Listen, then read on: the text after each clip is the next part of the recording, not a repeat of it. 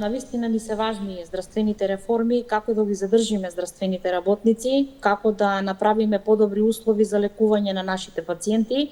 Сметам дека не се добри толку чести промени на министри, многу се сменети за овие 33 години од кога јас работам.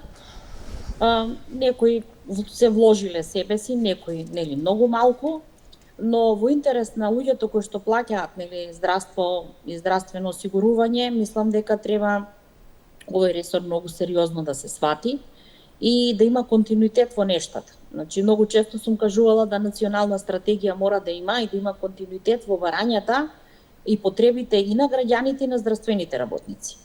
Честите промени со менување на министер се менува цел кабинет.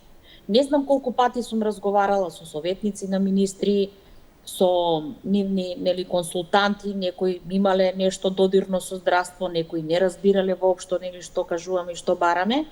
И резултатот е овој: имаме празни болници, имаме лошо менаџирање во изминатиот период, со години, и едноставно луѓето целиот револт го изразуваат кај матичните доктори,